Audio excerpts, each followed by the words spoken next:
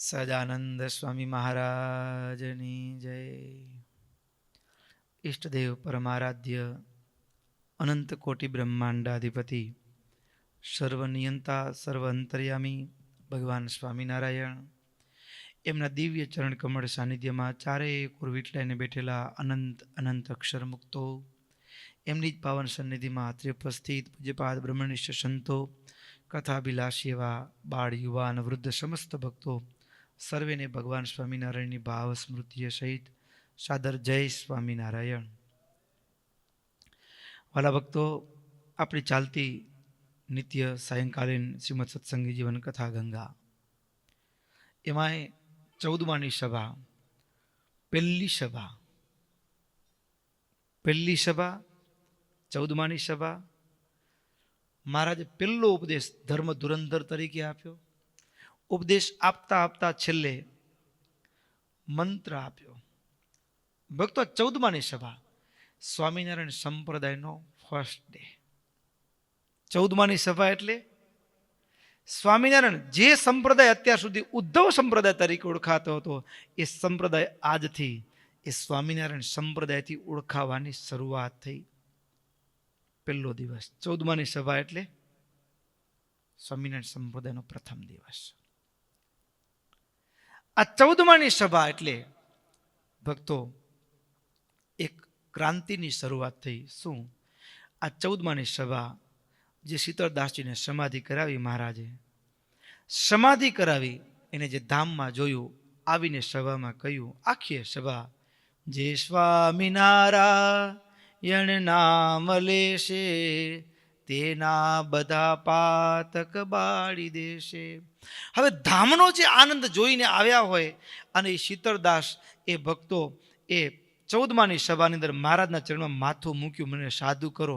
એ 14માની સભા સ્વામિનારાયણ સંપ્રદાયના પહેલા સાધુ વ્યાપકાનંદ સ્વામી. મહારાજને દીક્ષા આપી. મહારાજે પહેલી દીક્ષા આપી અને સાધુ કર્યા. નામ રાખ્યું વ્યાપકાનંદ. પહેલા સાધુ સ્વામિનારાયણ સંપ્રદાય મહારાજના દીક્ષિત. કઈ સભા? 14માની સભા.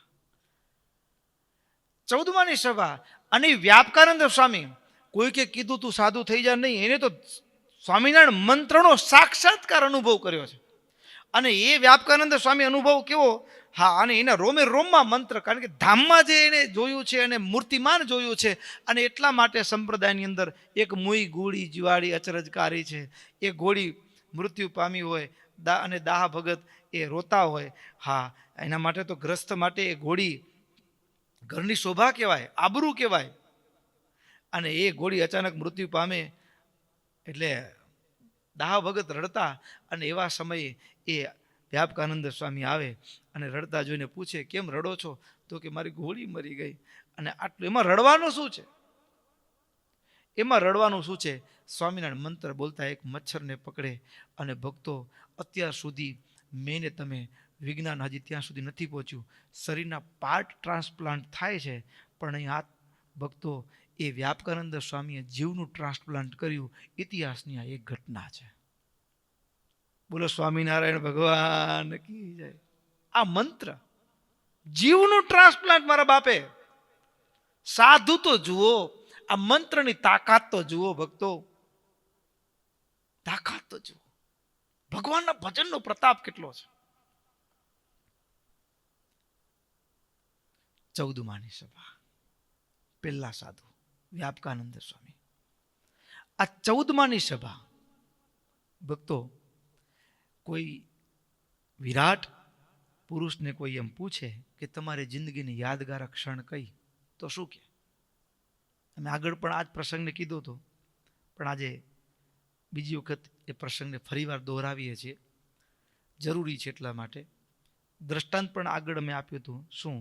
કોઈ ગરીબ માણસ દરિદ્ર હોય, ભીખ માંગીને જીવન ચલાવતો હોય, અને 10, 5, 15, 50 રૂપિયા મળે ભિક્ષમાં, અને એ કંઈક જીવનમાં આગળ વધવાની આશાએ, આ ગરીબાઈ ભગાડવાની આશાએ, ગરીબાઈમાંથી છૂટવાની આશાએ સામેની દુકાનમાંથી લોટરી લે. અને આમ આખી જિંદગી 25 વર્ષ સુધી દરરોજ ભીખ માંગે. એ 5, 25, 50, 100 રૂપિયા મળે, લોટરી લે. 25 વર્ષ નીકળી ગયા. અને પછી અચાનક એક દિવસ, હા, એને 100 રૂપિયા કોઈકે આપ્યા અને એની લોટરી લીધી અને એમાં કરોડ રૂપિયા લાગ્યા અને એ માણસને કોઈ પૂછે કે તારી જિંદગીનો યાદગાર દિવસ કયો, તો શું કહે? બરાબર ને? આ 14માની સભા ભક્તો, 14માની સભા એટલે શું? તો કે વિરાટ પુરુષ ભક્તો ભગવાનના પડે પડે ભૂમંડળ ઉપર અવતાર થાય છે. પડે પડે, ક્ષણે ક્ષણે. મારી તમારી આંખ નથી ઓળખી શકતી. ભગવાન ઈચ્છે કે મને યમે વૈશ વૃણુતે તેન લભ્ય.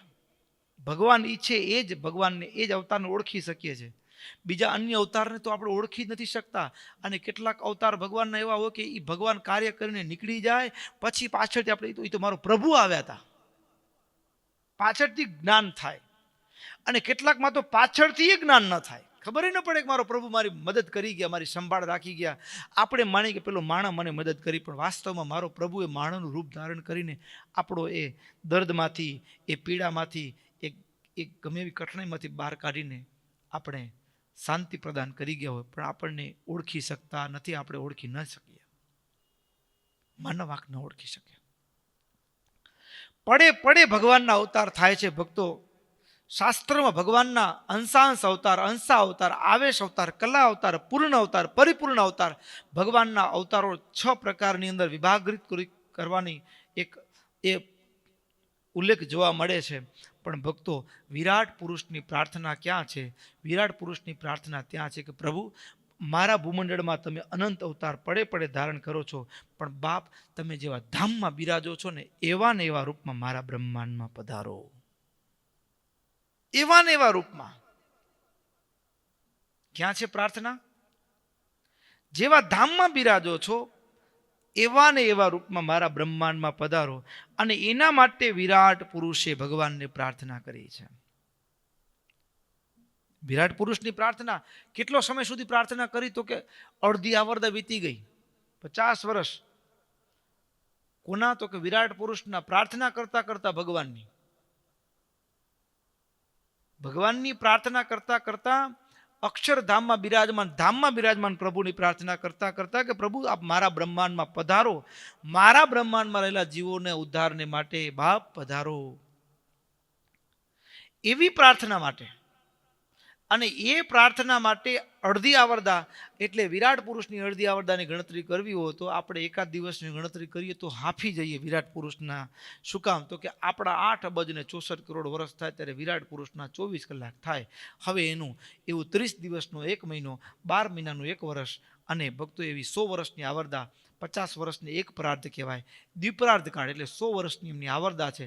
50 વર્ષ આવા કેટલા વર્ષ થયું ભજન પ્રાર્થના કેટલા વર્ષ કરી? અને આટલી પ્રાર્થનાના ફળશ્રુતિ રૂપે એ ભગવાન ધામમાં જેવા રૂપે બિરાજમાન છે એવા રૂપે ભૂમંડળ ઉપર આ બ્રહ્માંડની અંદર એ ભક્તોને સુખ આપવા માટે ભગવાને સંકલ્પ ધારણ કરી અને એ ચૈત્ર સુદ 9મીની રાત્રે એ ભગવાને છપૈયાની ભૂમિ ઉપર જ્યારે અવતરણ કર્યું ને, એ વિરાટ પુરુષની જિંદગીની સૌથી શ્રેષ્ઠ ક્ષણ છે. બીજી ક્ષણ તો વિરાટ પુરુષને કોઈ પૂછે તમારા જિંદગીની બીજી કોઈ સર્વશ્રેષ્ઠ ક્ષણ કઈ? તો એ એમ કહેશે આ 14માની સભા. અત્યાર સુધી ભગવાન ભૂમંડળ ઉપર અનંત વાર આવ્યા, પણ આ વખતે જે રૂપે ધામમાં બિરાજે છે એ રૂપે આવ્યા. બીજું તો કે મારા બ્રહ્માંડમાં રહેલા જીવો ઉપર અનુકંપા વર્ષાવતા થકા જે મુક્તો ધામમાં મંત્રનો જાપ કરે છે એ મંત્ર અત્યાર સુધીના મંત્રો એ પૂર્વના ભગવાનના ભક્તો થયા હોય, ઋષિ મહાપુરુષો થયા હોય, એના હૃદયમાંથી નીકળેલા ઉદ્ગારો હતા. પણ સ્વયં ભગવાને મારા બ્રહ્માંડમાં આવી મારા બ્રહ્માંડના જીવોના ઉદ્ધાર માટે પ્રભુએ પોતે પોતાના મુખે મંત્ર આપ્યો. એટલા માટે વિરાટ પુરુષના જિંદગીનો બીજો કોઈ સર્વશ્રેષ્ઠ દિવસ હોય તો એ છે 14માની સભા. ભક્તો, 14માની સભા, આ 14માની સભા અને આ મંત્રની તાકાત પોતે સ્વયં મહારાજે પણ વચનામૃતમાં એ કહી છે. શું? તો કે ભૂંડા ઘાટ થવા લાગે ત્યારે ઊંચે સ્વરે નિર્લજ થઈને સ્વામિનારાયણ સ્વામિનારાયણ એવો સાદ કરવો, એક ઘાટ ટળી જશે. ભક્તો, ઘણા બધા પ્રસંગો છે, કહેવાનું મન થાય છે. 14માની સભા શું છે? અજોડ સભા છે. આ ગુરુદેવની ગેરહાજરી હોય એવી પહેલી સભા છે. આધ્યાત્મિક ક્રાંતિની સભા છે. આધ્યાત્મિક ક્રાંતિની અંદર એ વિરાટ પુરુષના જીવનનો શ્રેષ્ઠ સમયમાંની એક ક્ષણ એટલે મારા બ્રહ્માંડના જીવોના ઉદ્ધાર માટે પ્રભુએ આપેલો સ્વામિનારાયણ મંત્ર, એની એક ક્ષણ છે. એનાથી આગળ વધીએ ભક્તો, આ 14માની સભા છે. ભક્તો, એક નવા જ આધ્યાત્મિક યુગની શરૂઆત વારે વારે અમે દોહરાવીએ છીએ. ઘણીક વખત એ એકને એક પુનરુક્તિ દોષ કહેવાય, પણ આ વાતની દ્રઢતા કરાવવા માટે અમે દોહરાવીએ છીએ એને શબ્દોને પુનઃ. આ 14માની સભાની અંદર ભક્તો, અત્યાર સુધી એ ભજન તો બધા કરતા હતા, પણ ભજનની કોઈ અનુભૂતિ નહોતી થતી. એટલા માટે ધર્મ ઉપર કોઈ આસ્થા ટકી શકતી નથી. અત્યારે કોઈને કહીએ તો કે એ કંઈ લાભ ન થાય આપણને. પણ ભક્તો, આ 14માની સભાની અંદર મહારાજે જે આપ્યું ને એ શું? એક ધર્મ. ધર્મનું પાલન હોય અને જીવનમાં મંત્રનો જાપ. ધર્મનું પાલન હોય અને જીવનમાં મંત્રનો જાપ, બે વસ્તુ ભેગા થાય. શું થાય? ધર્મનું અનુસરણ અને ભજન. આ બે વસ્તુ ભેગા થાય ને એટલે અહીંયાથી એક અનુભવની યાત્રા શરૂ થાય. કેવી રીતે? તો એના માટે તમને એક અદ્ભુત પ્રસંગ કથા છે. એક રાજા, એના બે રાજકુમાર. આ બે રાજકુમાર, એમાં મોટો ઈચ્છા તો એવી જો કે રાજગાદી મને જ મળશે, પણ એ મોટામાં થોડું ઓછું, સમજ્યા ને? પાત્રતા નહોતી, પણ ઈચ્છા એવી કે મોટો હું છું એટલે ગાદી હકદાર હું છું. રાજાએ વિચાર્યું કે મારે નાના દીકરાને ગાદી આપી છે, યોગ્ય એ છે. પણ સીધા રૂપમાં જો મોટાનો અનાદર કરે તો મોટાને એમ લાગે કે પિતાજીનો પક્ષ રાખે છે. અને વર્ષોથી બહુધા મોટે ભાગે ચારે બાજુ રાજ રજવાડામાં એવું જ જોવા મળે કે મોટો દીકરો હોય એ રાજગાદીનો હકદાર ગણાય. એટલે રાજાએ યુક્તિ કરી. રાજાએ યુક્તિ કરી. શું કર્યું? રાજાએ બંને રાજકુમારોને બોલાવ્યા. બંને રાજકુમારોને બોલાવી અને બંને રાજકુમારોને રાજાએ સ્પષ્ટતા કરી કે આજે મારે તમારી બુદ્ધિની, તમારી કાર્યક્ષમતાની મારે પરીક્ષા કરવી છે, અને એના આધારે હું આગળ જિંદગીના મહત્વના નિર્ણયો લઈશ. એટલે આડકત રીતે સ્પષ્ટ કરી દીધું કે એના આધારે હું રાજગાદી આપવાનો નિર્ણય લઈશ. શું? તો બંનેને રાજાએ 5 સોનામોર આપી. 5 સોનામોર આપી, બંનેને 5 સોનામોર આપ્યા. પછી રાજાએ એટલું કીધું, સાંભળો, તમારી પાસે 5 સોનામોર છે અને તમારી પાસે હવે 100 દિવસનો સમય છે. 100 દિવસની અંદર 5 સોનામોર રાજા બંને રાજકુમારોને લઈ ગયા એવી જગ્યાએ, મોટા મોટા, આજની ભાષામાં કહી તો ગોડાઉન. એ ગોડાઉનની અંદર 100 કરતા વધારે ટ્રકો સમાઈ જાય ને એવા 2 ગોડાઉન બંને રાજકુમારને એક એક ગોડાઉન આપ્યો અને કીધું 5 સોનામોર 100 દિવસ અને આ ગોડાઉન ભરવાનો છે. આપ્યું છે કેટલું? 5 સોનામોર. બરાબર. અને એમાં મોટો ગોડાઉન ભરવાનો 100 દિવસ. એટલે જેવું રાજાએ કીધું ને એટલે પેલો મોટો યુવાન દીકરો હતો ને એ તો સીધો બજારમાં દોટ જ લગાવ્યો. જઈને પૂછ્યું, આના કેટલા ભાવ, આના કેટલા ભાવ, આના કેટલા ભાવ? હવે 5 સોનામોરમાં તમે આટલો મોટો ગોડાઉન ભરે એવું તો કે માલ દેખાણો જ નહીં, ક્યાંય ન દેખાણું. પછી થયું કે આ તો કેમ ભરવું, અને આ તો ગાદી મળવાનો સવાલ છે, ભરવું તો પડે છે, ભરવું તો પડે. એટલે મોટા દીકરાએ આમ શોધખોળ કરતા કરતા કરતા કરતા નગરની બહાર જઈને જોયું ને તો નગરનો જે કચરો, ઉકરડા ગંજના ગંજ ખડકાયેલા, આજની ભાષામાં કીધું ડમ્પિંગ યાર્ડ, ગંજના ગંજ ખડકાયેલા. પડતો વિચાર આવ્યો, ગોડાઉન ભરવો છે, શું ભરવાનું? પૂછ્યું, આની તો કચરો છે, એની કોઈ કિંમત નથી, એનાથી જ ભરી શકાય એવું બચ્યું છે, બીજી તો કોઈ વસ્તુની બધે નહીં. હવે જમીનમાંથી પણ કોઈની પાસે કે ભાઈ મને માટી ભરવી છે, તો માટી ભરવા માટે કોઈકની માલિકીની જમીન હોય, એને ચૂકવવું પડે, તો 500 ના મોર પૂરી ના પડે. તો હવે આ ગોડાઉન ભરવા માટે એને એને ક્લિક થયું. એટલે એને એ જે કચરો હતો ને, એ આ 5 સોનામોર એનામાંથી એને વટલાવી, એનામાંથી પૈસા લઈ અને 5 સોનામોર એ મજૂરોને મજૂરી આપી એનામાંથી, અને સતત દિવસ રાત ગાડાઓ ભરીને આખો ગોડાઉન ખીચો ખીચ ભરી દીધો. ક્યાંય એક જગ્યા નહીં, એક ઇંચની જગ્યા નહીં, લ્યો દોરાની જગ્યા નહીં, આટલો ખીચો ખીચ ગોડાઉન ભર્યો. બીજી બાજુ દરરોજ માલ ભરે ને, નજર કરે, ભાઈ શું કરે, ભાઈ શું કરે? તો ભાઈ તો કાંઈ નહીં, લ્યો 1 દિવસ થયો, 2 દિવસ, 3 દિવસ, 4 દિવસ. ભાઈએ શું કર્યું? સૌથી પહેલા પિતાજીએ ગોડાઉનની ચાવી આપી, એટલે ભાઈએ સૌથી પહેલા ગોડાઉનને એ સાફ કર્યો. ગોડાઉનને સાફ કર્યો અને સાફ કર્યા પછી આપણે ગોડાઉનને સાફ કરીએ, પણ બારી ખુલ્લી, દરવાજા ખુલ્લા હોય તો પાછો કચરો આવવાનો છે. એટલે ગોડાઉનને સાફ કર્યા પછી ભાઈએ સૌથી પહેલા એ બારીઓને બંધ કરી દીધી, દરવાજા અને બારી બંધ કરી દીધા. સાફ કરી બરાબર રીતે, યોગ્ય રીતે દરવાજાઓ માસી દીધા. દિવસો વીતવા લાગ્યા, અને એમ કરતા નજીકના દિવસો આવે, ધીમે ધીમે ભાઈ 5 સોનામાંથી બજારમાં જઈ અને સુંદર મજાનું એ ગાયનું ઘી લઈ આવ્યો, કોળિયો લઈ આવ્યો, કપાસ લઈ આવ્યો, દિવેટ બનાવી અને થોડું ધૂપ લઈ આવ્યો, બરાબર.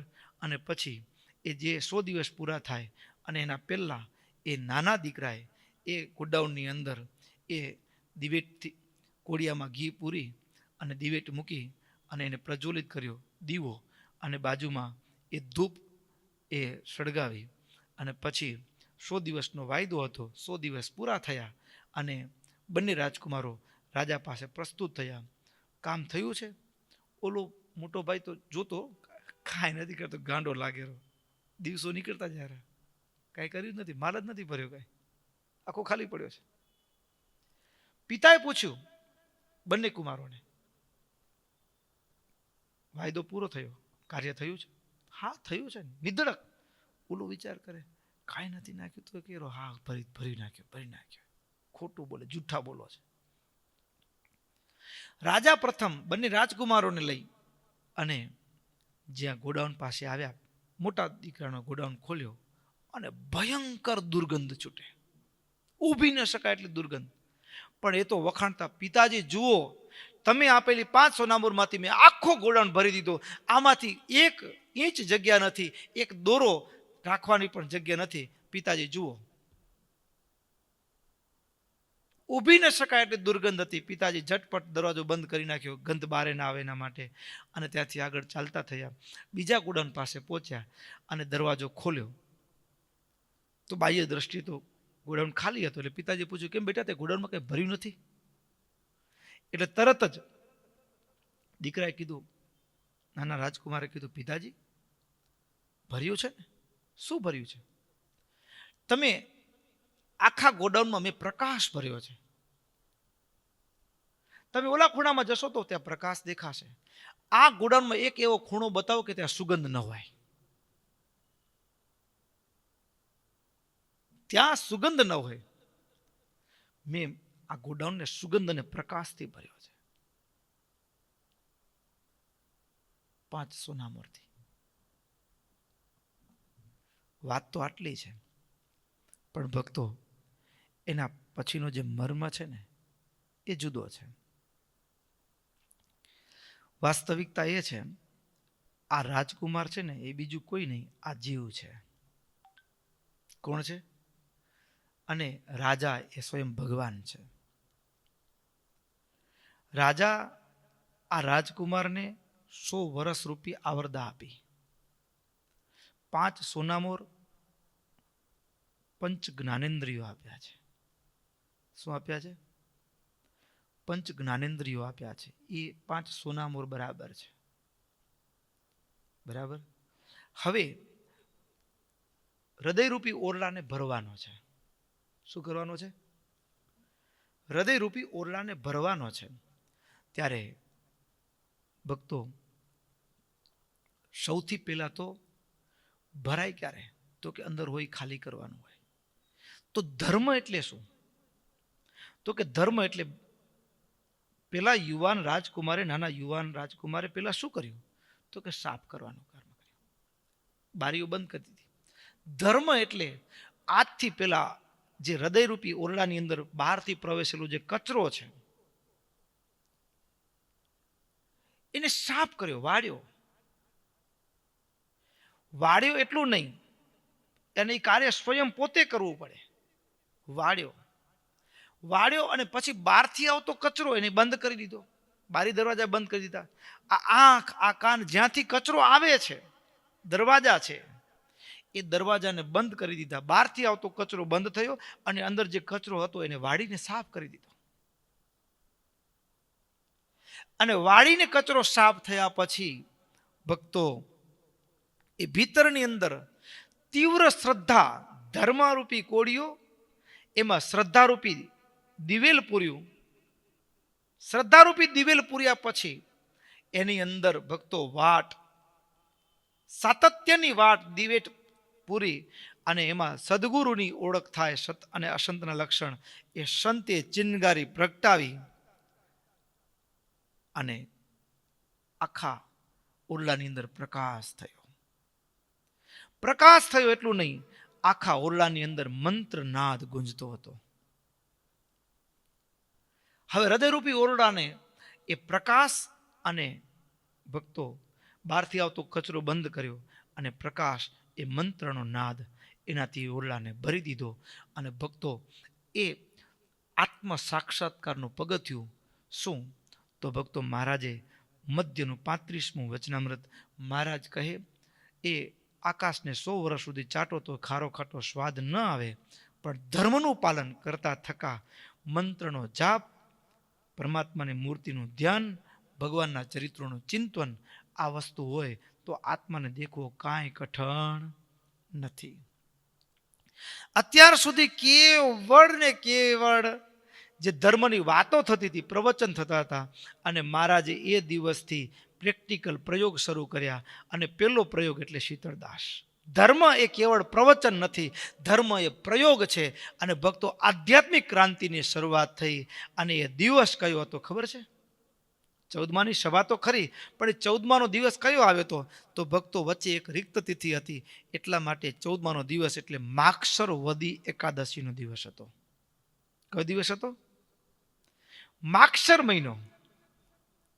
ભગવાન શ્રી કૃષ્ણએ કીધું ગીતાની અંદર, માસાના માર્ગ શીશો, આમ 12 મહિનામાં માગશર મહિનો તે હું છું. ગીતાજીનો જન્મ દિવસ માગશર મહિનો, માર્ગશીર્ષ, આ એ માગશર મહિનો. અને ભક્તો અત્યારે દુનિયા જે રવાડે ચડી છે, વિરોધ નથી આપણનો, એનું કારણ એ છે કે એ કોઈ પણ વ્યક્તિના નામ નિર્દેશથી થતું હોય. એટલે શું? તો કે સૂર્ય વર્ષ અને ચંદ્ર વર્ષ. અત્યારે આપણી જે વર્ષનો બદલાવ થાય છે એ ચંદ્ર વર્ષ પ્રમાણે ચાલે છે, એટલે તિથિઓ ચંદ્રના આધારે. અને બીજું વર્ષની ગણના થાય એ સૂર્યના આધારે થાય, સૂર્ય વર્ષ. બરાબર ને? અને સૂર્યના આધારે જે થાય છે એને વાસ્તવમાં આપણું શાસ્ત્રીય જે સૂર્ય વર્ષ છે એ ભિન્ન છે. અને ઇંગ્લિશ સૂર્ય વર્ષ એટલે પાશ્ચાત્ય એને નામ આપ્યું છે, એ જાન્યુઆરી ફેબ્રુઆરી. એ તો શાસ્ત્રીય જે સૂર્ય વર્ષ પ્રમાણે માગશર મહિનો એટલે ધનુર્માસ. બરાબર? અને એ શાસ્ત્રીય સૂર્ય વર્ષ પ્રમાણે જો દિવસની ગણના કરીએ ને તો ભક્તો 31 ડિસેમ્બર છે ને, એ સ્વામિનારાયણ મંત્રના ઉદ્ઘોષનો દિવસ છે. એને આજ પછી આપણે એવો સંકલ્પ કરીએ બધા ભેગા મળીને કે આ દિવસને એ અંતિમ દિવસ તરીકે નહીં, પણ આ દિવસ એ આ બ્રહ્માંડનો એક ઉત્ક્રાંતિના દિવસ તરીકે એને ઉજવીએ, સ્વામિનારાયણ મહામંત્રના પ્રાગટ્ય દિવસ તરીકે ઉજવીએ. અને આખી રાત એ એવું હરિનામ સંકીર્તન થાય, ફના થઈ જવાય. અને ભક્તો જેવી શીતળદાસને ભાવ સમાધિ થઈ અને આપણે એવા ફના થઈ અને ભગવાનના ધામનું દર્શન થાય. એ કયો દિવસ? આ 14માની સભાનો દિવસ. કળિયુગની અંદર પણ એક વિજ્ઞાન યુગનો પ્રારંભ થયો. વિજ્ઞાન એટલે શું? તો કે પ્રયોગાત્મક જ્ઞાન, કેવળ પ્રવચનાત્મક જ્ઞાન નહીં. વિજ્ઞાન એટલે પ્રયોગાત્મક જ્ઞાન. એ વિજ્ઞાન અને વિજ્ઞાન યુગનો પ્રારંભ એ આ 14માની સભા. અને ભક્તો ધર્મનું અનુસરણ, મંત્રનો જાપ, સદગુરુનું સાનિધ્ય, આ વસ્તુ ભેગી થાય એટલે ભક્તો ભગવાનના દર્શન કરવા કઠિન નથી, સુલભ છે. અને 14માની સભા, અને 14માની સભા પછી ભક્તો સમાધિ પ્રકરણ, અને જે આહા શું વાત કરવી. એ 14માની સભા ભક્તો મહારાજ એ આ તમામ ફરેણીની અંદર એ રામાનંદ સ્વામીના શિષ્યો બધા જ ભેગા થયા છે. બધાના મનમાં હવે તો એક દ્રઢ ભરોસો આવી ગયો છે. કારણ શું? તો કે મહારાજે જે વાત કરી છે એ બધાના હૈયામાં એકદમ આનંદ છવાયો છે. અને બધા જ રામાનંદ સ્વામીના શિષ્યો એ મહારાજને વંદન કરી અને હવે પોતપોતાના દેશ પ્રત્યે એ મહારાજે છેલ્લે એ પણ યાદ આપી. સતાનંદ સ્વામી નોંધે છે, સુરતમુનિ પ્રતાપસિંહ રાજાને કહે છે શું? તો કે એ બધા જ જ્યારે વિદાય થાય ને, ત્યારે મહારાજ એક ભલામણ કરે. શું? આપણા ગુરુ આપણી વચ્ચેથી વિદાય થયા છે. આપણા ગુરુ આપણી વચ્ચેથી ચોક્કસ વિદાય થયા છે. પણ ભક્તો મહારાજ એક વાતની સ્પષ્ટતા કરી છે, ભગવાન અને મહાપુરુષો એ ક્યારે પણ ભૂમંડળ ઉપરથી વિદાય થતા નથી. એ કદાચ સ્થૂળ શરીરથી દેખાતા બંધ થાય, દિવ્ય રૂપે અખંડ રહ્યા છે. એટલે ક્યારેય એને ગયેલા માનવા નહીં. બીજી વાત, ક્યારે એની પાછળ શોક કરવો નહીં. ગયા એનો શોક નહીં કરવાનો. મહારાજ આપણા ગુરુ તો સદેહે ભગવત ધામ સિધાવ્યા છે. એટલે એની પાછળ શોક નહીં કરી અને બધા જ આપણે ભગવાનના ભજનમાં પ્રવૃત્ત થઈએ. ગુરુદેવે આજ્ઞા કરેલી, ગુરુદેવે જે રીતે શાસ્ત્રમાં બતાવેલો ધર્મનું પાલન કરવાનું કહ્યું છે એ પ્રકારે ધર્મમાં રહી અને આપણે ગુરુને ભાવાંજલિ અર્પણ કરવાની છે. ભક્તો આ બહુ મજાની વાત. મહારાજ છેલ્લે આમ તો કેવું હોય કે પરિવારમાંથી કોઈ વિદાય થાય ને તો માણસ ડિપ્રેશનમાં આવી જાય. શું આવી જાય? એ ગયા, હવે શું થશે મારું, રડવા માંડે માણસ. પણ એ રુદન કરવાથી, આગળ આપણે કીધું છે કે રડવાનું કારણ શું છે, પણ ભક્તો ભગવાન કે મહાપુરુષોને ક્યારે પણ ગયેલા જાણવા નહીં. અને સંપ્રદાયનો પ્રસિદ્ધ ઇતિહાસ છે. આગળ પણ કીધું હતું, મુક્તાનંદ સ્વામી જ્યારે રામાનંદ સ્વામીને યાદ કર્યા તો રામાનંદ સ્વામી સદગુરુ જ્યારે જીવનો હાથ પકડે ને પછી કદાચ એને પંચભૂતનો દેહ છોડવાનો સમય આવી ગયો હોય, પંચભૂતના દેહને છોડી દે તો પણ એ જીવનો હાથ પકડ્યો છે ને એ છોડતા નથી, એ ભગવાન સુધી પહોંચાડે છે. ભાગવતનો પ્રસંગ એ પણ સમજવા જેવો છે. ભાગવતની કથા ભરતજીનું આખ્યાન મહારાજે ચમત્કારી કીધું. ચમત્કારી પાછળનો એક ભાવ એ પણ છે કે ભક્તો એ મૃગલાનો હાથ ભરતજીએ પકડ્યો. શું પકડ્યો? મૃગલાનો હાથ ભરતજીએ પકડ્યો છે ને, બરાબર. તો સદગુરુ જ્યારે જીવનો હાથ પકડે તો એના માટે એને જન્મ લેવો પડે તો જન્મ લેવા પણ તૈયાર હોય છે. હકીકત એવી બની, આ બાજુ ભરતજીને ભલે કદાચ મૃગલાનું સ્મરણ રહ્યું પણ મૃગલાને ભરતજીનું સ્મરણ રહ્યું. અને પરિણામ એ આવ્યું કે મૃગલું છે એ રૌગણ રાજા થયા, રાજા બનેલો. ભરતજી રાજા હતા ને, મૃગલુ રાજા થયા અને બીજી બાજુ ભરતજી મૃગલુ થયા. મૃગલુ થયા અને મૃગલુ થયા એ પણ દેહ છૂટ્યો અને ત્રીજો જન્મ એ બ્રાહ્મણના ઘરે જન્મ મળ્યો અને ગાંડાની પેઠે વર્ત્યા. જડ ભરત ગાંડાની પેઠે વર્ત્યા પણ રહુગણ મળ્યા, બરાબર. વેદવ્યાસજીએ ભરતજીના આખ્યાનને ત્યાં થંભાવી દીધું, કારણ કે આખ્યાનનો ગલિતાર્થ ત્યાં સુધી છે. રહુગણ મળ્યા, એને ભગવાનની ઓળખાણ કરાવી. રહુગણ તપ કરીને મરી જઈશ, બધું યોગ સાધીને મરી જઈશ, યજ્ઞ કરીને મરી જઈશ, ભગવાન નહીં મળે. સદગુરુના ચરણની રજમાં આડોટ્યા સિવાય રહુગણ ભગવાન નહીં મળે, નહીં મળે ને નહીં મળે. ઓળખાણ કરાવી ભગવાનની, હાથ ઝાલીને ભગવાનને સમર્પિત કર્યા પછી એ ભરતજી પોતાના કાર્યમાંથી નિર્ભાર થયા છે. એના પછી ભરતજીનું આગળ શું થયું એવો ઉલ્લેખ ક્યાંય શાસ્ત્રમાં જોવા મળતો નથી. તો ભક્તો જીવ